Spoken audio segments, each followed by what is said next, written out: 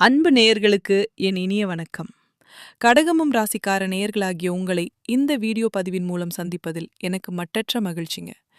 நம்ம இன்னைக்கு வீடியோ பதிவுக்குள்ள முழுமையா போறதுக்கு முன்னாடி எல்லாம் வல்ல அந்த முருகப்பெருமான மனதார வேண்டிக்கிட்டு அவரோட ஆசீர்வாதத்தோட இந்த பதிவுக்குள்ள போகலாங்க.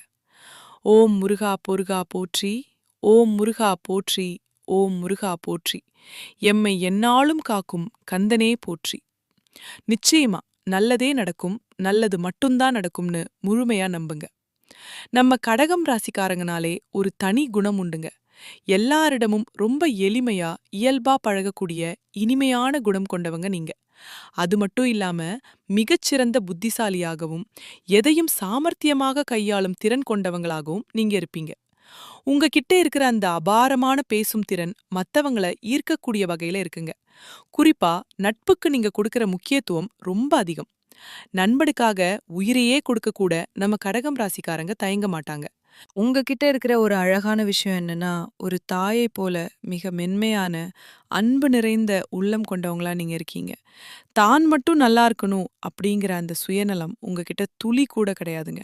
தன்னை சுத்தி இருக்கிற எல்லாரும், இந்த உலகத்துல இருக்கிற அத்தனை பேரும் நல்லா இருக்கணும் அப்படிங்கிற ஒரு உன்னதமான பொதுநல குணத்தோட வாழ்றவங்க நீங்க. இவ்வளவு அருமையான நற்குணங்களை கொண்ட கடகம் ராசி அன்பர்களே, எல்லாரும் ஆரோக்கியமா சௌக்கியமா இருக்கீங்களா? உடனே உங்க மனசுக்குள்ள ஒரு கேள்வி எழும். எங்கம்மா நீங்க வேற எங்கள பார்த்து இப்படி ஒரு கேள்விய கேக்குறீங்களே? எங்க வாழ்க்கையில நாங்க சந்திச்சுட்டு வர பிரச்சனைகள பார்த்தா, நாங்க ஏதோ ஆரோக்கியமா, நிம்மதியா இருக்கிற மாதிரியா உங்களுக்கு தெரியுது? நாங்க ஒவ்வொரு நாளும் மனசுக்குள்ள அழுதுகிட்டும், கண்ணீர் சிந்தி வாழ்ந்துகிட்டும் இருக்கோம். நீங்க வேற ஏதோ காமெடி பண்றீங்க அப்படின்னு உங்க மனசுக்குள்ள ஓடுற வேதனை எனக்கு புரியுதுங்க. கடகம் ராசிக்காரர்களே, கவலைப்படாதீங்க. உங்க வாழ்க்கையில இது நாள் வரைக்கும் நீடிச்சு வந்த இந்த கஷ்டமான சூழ்நிலை எல்லாமே இனி வரக்கூடிய காலங்கள்ல பனி போல மெல்ல மெல்ல மறைய போகுதுங்க. உங்களுடைய நீண்ட நாள் ஆசைகள், கனவுகள் எல்லாமே இனி நிறைவேற போகுது. ரொம்ப நாளா வரன் அமையாம இருந்தவங்களுக்கு இனி தங்கு தடை இல்லாம திருமணம் நடக்க போகுது. அதே போல குழந்தை பாக்கியம் இல்லாம ஏங்கிட்டு இருந்த தம்பதிகளுக்கு சீக்கிரமே மழலை செல்வம் கிடைக்க போகுது.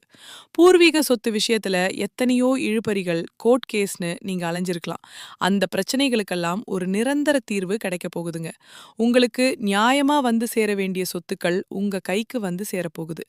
இது நாள் வரைக்கும் இவங்களுக்கு எதுக்கு உதவணும் அப்படின்னு சொல்லி உங்கள வேண்டாம் தூக்கி எறிஞ்ச சொந்த பந்தங்கள், உங்கள உதாசீனப்படுத்தினவங்க எல்லாரும் இனிமே உங்கள தேடி வரப்போறாங்க. உங்களுடைய வாக்கு திறமையும் எதற்கும் எளிதில் கோபமடையாத அந்த நிதானமான குணமும் தான் உங்களுக்கு மிகப்பெரிய பலம். இந்த மாதம் உங்களுக்கு காரிய அனுகூலம் உண்டாகும். எந்த ஒரு வேலையை கையில் எடுத்தாலும் அதை திறம்பட செஞ்சு முடிக்க தேவையான அத்தனை உதவிகளும் உங்களுக்கு தேடி வரும். இதனால உங்க சுயநம்பிக்கை அதிகமாகும், புத்தி தெளிவு பிறக்கும். எவ்வளவு பெரிய பிரச்சனையா இருந்தாலும் அதை தைரியமா எதிர்கொள்ளும் மனோதிடம் உங்களுக்கு உண்டாகும். உங்க மனச இவ்வளவு காலம் கவலையடைய செஞ்ச சில பிரச்சனைகள்ல எதிர்பாராத ஒரு நல்ல திருப்பம் ஏற்பட்டு உங்களுக்கு சாதகமான பலன் கிடைக்க போகுதுங்க. தொழில் மற்றும் வியாபாரம் பாத்தீங்கன்னா அது இப்போ மெல்ல முன்னேற்ற பாதையில போக ஆரம்பிக்கும். நம்மளால சாதிக்க முடியுங்கிற நம்பிக்கை உங்களுக்குள்ள வரும். எதிர்பார்த்த பண உதவிகள் நல்ல முறையில கிடைக்கும். வேலை தேடிட்டு இருக்கிற இளைய தலைமுறைக்கு ஒரு நல்ல உத்தியோக வாய்ப்பு அமைய போகுது. முக்கியமான நபர்களோட அறிமுகமும் அவங்களோட உதவியும் உங்களுக்கு கிடைக்கும். ஆனா ஒண்ணுங்க, குடும்பத்துல தேவையற்ற சின்ன சின்ன பிரச்சனைகள் தலை தூக்கலாம். அதனால அங்க மட்டும் கொஞ்சம் கவனமா இருங்க. எதையும் சாதுரியமா பேசி சமாளிக்கிறது தான் புத்திசாலித்தனம். பொது காரியங்கள்ல ஈடுபடும்போது ரொம்ப எச்சரிக்கையா இருக்கிறது நல்லது. அதே போல வாகனங்கள்ல போகும்போது கொஞ்சம் நிதானமா போங்க. பெண்களுக்கு இது ஒரு நல்ல காலம். எந்த ஒரு சிக்கலையும் எதிர்கொள்ளும் மன வலிமை உங்களுக்கு கிடைக்கும். எதிலும் கொஞ்சம் கூடுதல் கவனம் வச்சுக்கோங்க. அரசியல்வாதிகள் உங்க தொண்டர்களோட முழு ஆதரவோட பெரிய காரியங்களை செஞ்சு முடிப்பீங்க. கட்சி தலைமையிடத்துல உங்க பெயரை காப்பாத்திக்கோங்க.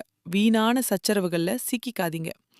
கலைத்துறையினரை பொறுத்தவரை கடின உழைப்பு இருந்தா மட்டும்தான் வெற்றியை ருசிக்க முடியும். உங்க வேலைகளை காலதாமதம் செய்யாம குறிப்பிட்ட நேரத்துக்குள்ள முடிச்சிருங்க. உங்க திறமைய மக்கள் கண்டிப்பா ஏத்துக்குவாங்க. சக கலைஞர்களை கொஞ்சம் அனுசரிச்சு போங்க. மாணவ செல்வங்களுக்கு கல்வியில இருந்த சிக்கல்கள் குறைய ஆரம்பிக்கும். ஆனா, நீங்க எதிர்பார்த்த மார்க் எடுக்கணும்னா, கொஞ்சம் கூடுதல் நேரம் ஒதுக்கி படிக்கிறது ரொம்ப அவசியம். நான் ஏற்கனவே சொன்ன மாதிரி, உங்கள ஒதுக்கி வச்சவங்க எல்லாம் உங்கள நாடி வருவாங்க. திருமண பாக்கியம், குழந்தை பாக்கியம், சொத்து சுகம்னு எல்லாமே உங்களுக்கு அமையப் போற காலம் இது. இந்த ஜனவரி மாதம் கடகம் ராசிக்காரர்களுக்கு ஒரு மிக முக்கியமான காலகட்டம்.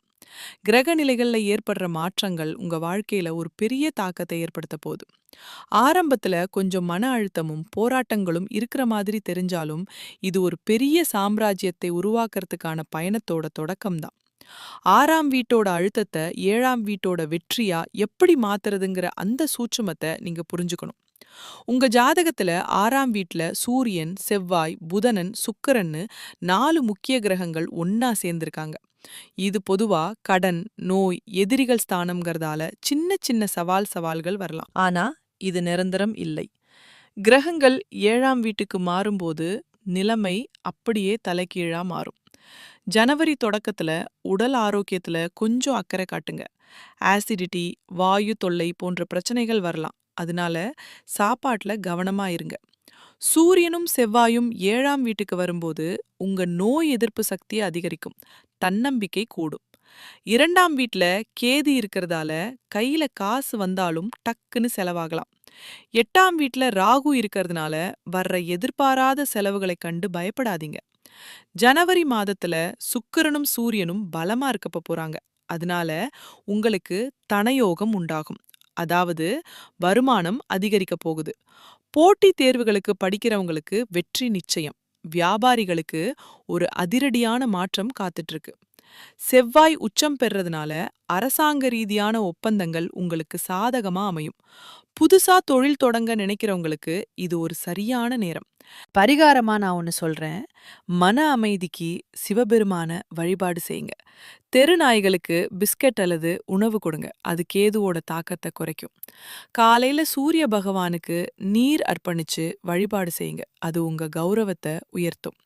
கடகம் ராசிக்காரர்களே, உங்க வாழ்க்கையில இனி எல்லாமே சுபமா அமையும். நம்பிக்கையோட இருங்க. நல்லதே நடக்கும். நல்லது மட்டும்தான் நடக்கும். இந்த தகவல் உங்களுக்கு பிடிச்சிருந்தா மத்தவங்களுக்கும் பகிர்ந்துக்கோங்க. உங்களுடைய மேலான கருத்துக்களை கமெண்ட்ல சொல்லுங்க. மீண்டும் ஒரு நல்ல பதிவில் உங்களை சந்திக்கிறேன். மிக்க நன்றி. வணக்கம்.